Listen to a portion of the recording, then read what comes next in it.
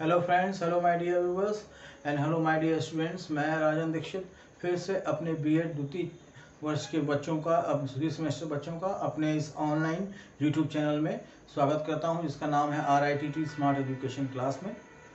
चलिए, आज का जो हमारा जो टॉपिक है वो है अधिगम आकलन का महत्व। लास्ट वीडियो में हम लोगों ने इसकी अर्थ और परिभाषा को देखा था, तो आज हम इस टॉपिक पर पढ़ेंगे।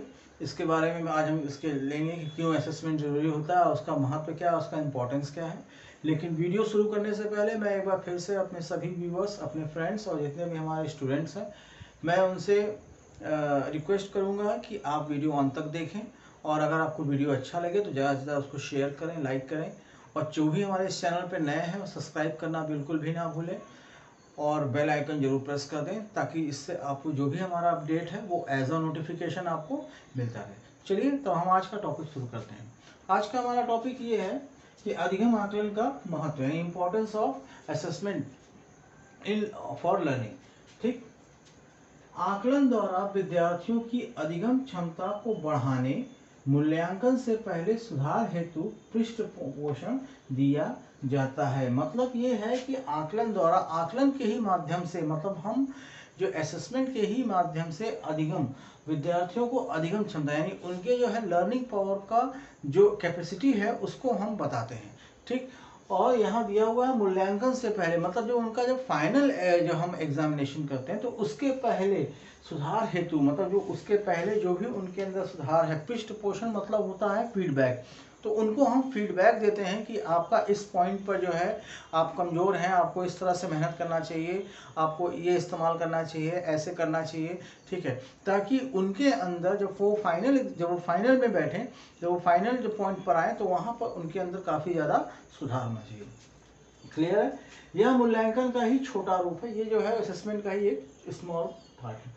इससे शैक्षिक महत्व इस प्रकार है, इसका जो इम्पोर्टेंस है वो है ये है कि अधिगम के लिए गुणवत्तापूर्ण वातावरण विनिर्मित करने के लिए, मतलब जो लर्निंग के लिए गुणवत्तापूर्ण मतलब ये होता है कि अच्छा माहौल, अच्छा जो है हमारा जो क्राइटेरिया सराउंडिंग जो है वो अच्छा होना चाहिए, जिससे जो है हमारा पढ़ाई में जो लर्निंग पावर है वो अच्छा हो।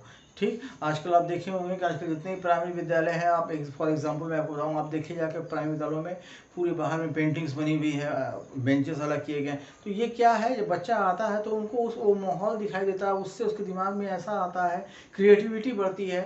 ठीक है, तो ये गुणवत्तापूर्ण जो है वातावरण संबंधी है।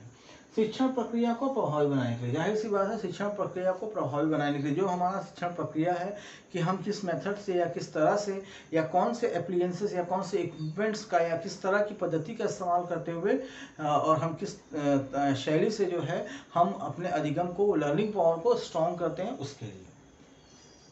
शिक्षक एवं छात्र के स्वयं मूल्यांकन के लिए, हाँ ये देखिए यहाँ दिया हुआ है, शिक्षक एवं छात्र के स्वयं मूल्यांकन के लिए। स्वयं मूल्यांकन का मतलब यहाँ पर ये हो गया कि जब एक बच्चा कुछ प्रोग्रेस अच्छा करता है या प्रोग्रेस नहीं करता, या उसके परफॉर्मेंस अच्छा है या नहीं है, तो इसमें सिर्फ बच्चे का दोष नहीं होता, इसमें टीचर का भी होता है कि टीचर को भी अपनी कमियां पता चलती हैं कि टीचर को कौन सी पद्धति या किस शैली का इस्तेमाल करके बच्चे के विकास में, सर्वांगीण विकास के लिए जो है, जो उसके सहायक हो, हम उसका इस्तेमाल करें। ठीक है, इससे संबंधी है ये स्वयं मूल्यांकन। मतलब एक टीचर को भी पता चलता है कि उसको क्या शैली इस्तेमाल करना चाहिए, या फिर क्या उसकी कमी है कि बच्चा जो है उस चीज़ को अडॉप्ट नहीं कर पा रहा है। चौथा पॉइंट हमारा यह है कि छात्रों की प्रगति का पता लगाने के लिए निम्न बिंदुओं के अंतर्गत आकलन किया जाता है। मतलब छात्रों के अंदर जो भी प्रगति हो रही है या नहीं हो रही है, या उसके अंदर कौन से गुण विद्यमान ज़्यादा हैं या कौन से गुण जो हैं जो उसकी क्षमता को बढ़ा सकते हैं, या जिससे क्षमता उसकी कम है, तो उसके लिए जो है निम्न बिंदु है कि छात्र ने क्या सीखा। मतलब आपने जो भी बच्चे को सिखाया, आपने जो भी बच्चे को बताया, क्या बच्चे ने उसको सीखा, क्या बच्चे ने उसको अडॉप्ट किया, क्या बच्चा उसका पालन कर रहा है, या बच्चा उस चीज़ को फॉलो कर रहा है। ठीक है, तो ये हो गया आपका छात्र ने क्या सीखा। फिर नेक्स्ट पॉइंट आता है हमारा, क्या छात्र दैनिक जीवन में नए ज्ञान का कौशल को उपयोग कर पा रहे हैं। दैनिक जीवन का मतलब कि आपने जो भी, बच्चे ने जो भी सीखा, जो भी पढ़ा, क्या आपने वो डेली लाइफ स्टाइल में इस्तेमाल कर रहा है। जैसे फॉर एग्जांपल मैं आपको बता रहा हूँ, जैसे मान लिया कोई बच्चा है और उसकी एक शॉप है, मान लिया उसकी एक अंडे की शॉप है या एक केले की दुकान है, अब उसके यहाँ किसी ने कहा कि मुझे 12 केले चाहिए, तो ऑब्वियसली या तो वो गिनती गिनेगा 1 2 3 4, ठीक है, या तो फिर आपने जो है उसने टेबल का इस्तेमाल किया, टू 2 केले उसके। ये क्या है, ये हमने जब उसको पढ़ाया था कि 2 2 2 1 का 2 1 2 2 2 4, ये क्या है, उस टेबल का उसने इस्तेमाल किया। तो ये उसकी डेली लाइफ स्टाइल है। एक छोटा सा एग्जाम्पल मैंने दिया है। तो क्या छात्र दैनिक जीवन में ज्ञान का कौशल का उपयोग कर रहा, मतलब उसने जो भी सीखा है, जो भी उसने अडॉप्ट किया है, जो भी चीज़ें उसने सीखी हैं, क्या उसका अपने डेली लाइफ स्टाइल में इस्तेमाल कर रहा है? इससे ये संदर्भ है। फिर आते हैं तीसरे पॉइंट पे, क्या छात्र नए ज्ञान के बारे में बता सकते हैं? छात्र को नए ज्ञान के मतलब, अगर आपने किसी सब्जेक्ट को बच्चे को बताया है, आपने किसी टॉपिक को बच्चे को बताया है और बच्चे में उसमें जिज्ञासा जाग गई, क्यूरियोसिटी हो गई या इंसिस्ट हो गया उस चीज़ के बारे में और ज़्यादा जानने के लिए, तो क्या उसने उस नए ज्ञान मतलब नया ज्ञान मतलब उससे संबंधित ज्ञान के बारे में जानकारी ये बता सकता है? यहाँ पर उससे मतलब ये है। क्लियर है? अब हम आते हैं अपने आगे, हमारा एक पॉइंट है वैधानिक पृष्ठपोषण प्रदान करने में। वैधानिक पृष्ठपोषण, वैधानिक मतलब कि उसके पृष्ठपोषण मतलब इसका जो फीडबैक है, जो बेसिक जो फीडबैक है जो होना चाहिए उसको प्रदान करने में, ठीक है। छात्र के ज्ञान के संदर्भ में, छात्र के ज्ञान के संदर्भ में कि जैसे मान लिया आप विद्यालय है, विद्यालय में पीटीएम होता है, पेरेंट्स टीचर मीटिंग होता है, तो आप पेरेंट्स को बताते हैं कि बच्चे का जो है ज्ञान मतलब किस क्षेत्र में जो है वो बहुत कमज़ोर है, किस क्षेत्र में ज़्यादा है, उसको 60 मार्क्स मिले हैं, उसको 80 मार्क्स मिले हैं, उसको 50 मार्क्स मिले हैं। ये क्या है, आप उसके ज्ञान के संदर्भ में बता रहे हैं कि बच्चे का ये प्रोग्रेस है, इस सब्जेक्ट में ये है, इस सब्जेक्ट में इसका ये वीक पॉइंट है, ये सब्जेक्ट ज़्यादा स्ट्रॉन्ग है, इस एक्टिविटीज़ में इसका ज़्यादा वो मतलब है, स्पोर्ट्स में अच्छा है या फिर आर्ट्स में अच्छा है, ड्राइंग में अच्छा। तो ये क्या है, उसके ज्ञान के संदर्भ में। छात्र के प्रदर्शन के संदर्भ, वही चीज़ है, छात्र का प्रदर्शन मतलब कि उसने जिस तरफ उसका क्षेत्र का झुकाव है, उसका प्रदर्शन किस तरफ है, ये उसी संदर्भ में किस तरफ ज़्यादा वो अर्जित कर रहा है। तो ये किसके आधार पे है, ये आकलन द्वारा ही है कि हमने आकलन किया है, आकलन के ही आधार पे हम बच्चे का वो पूरा हम रिपोर्ट देते हैं।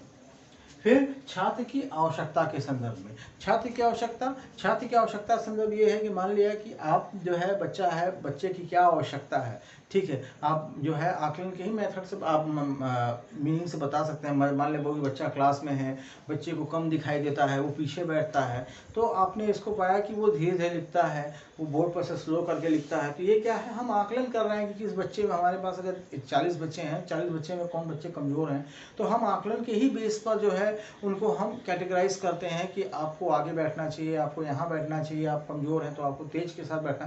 तो ये क्या है, हम जो है उसकी आवश्यकता है, उसकी आवश्यकता ये है कि उस आवश्यकता के आधार पर जो हम उसका निर्धारित करते हैं। आज का जो लास्ट पॉइंट वो है, ये है कि विभिन्न क्षेत्रों की प्रगति के मूल्यांकन में। अब उसके विभिन्न क्षेत्र मतलब जो भी उसके फील्ड है, विभिन्न हर क्षेत्र में, अगर बच्चा मैथ्स में तेज है, साइंस में तेज है लेकिन इंग्लिश में कमज़ोर है, तो हमको उस क्षेत्र को ज़्यादा ध्यान देना होगा। बच्चा हिंदी में तेज है, साइंस में कमज़ोर है, तो हमको उस क्षेत्र, ये क्या है, विभिन्न क्षेत्रों की प्रगति में, ताकि बच्चे का जो है सर्वांगीण विकास हो। तो विभिन्न क्षेत्रों की प्रगति में कौन कौन से पॉइंट आते हैं, छात्रों की समझ का स्तर ज्ञात करने में, मतलब उसको समझ में क्या आ रहा है, बच्चा किस चीज़ में जो है दिमाग, उसका जो IQ लेवल है वो किस चीज़ में बहुत तेज है और किस चीज़ में बहुत कमज़ोर है, उस स्तर को ज्ञात करने के संदर्भ में। जब तक हमें पता नहीं चलेगा कि बच्चे का वीक पॉइंट किस तरफ ज़्यादा है या बच्चे का स्ट्रॉन्ग पॉइंट किधर है, और उस आधार पर जब तक हम उसको एनालाइज नहीं करेंगे तो वो जो है बच्चे का जो है सर्वांगीण विकास नहीं होता है। तो इसका जो बेस होता है वो होता है हमारा आकलन। बिना आकलन के हम इसको नहीं कर सकते हैं, ठीक। उसके बाद हमारा दूसरा पॉइंट है अधिगम की प्रगति को जानने में। अगर अधिगम मतलब कि जो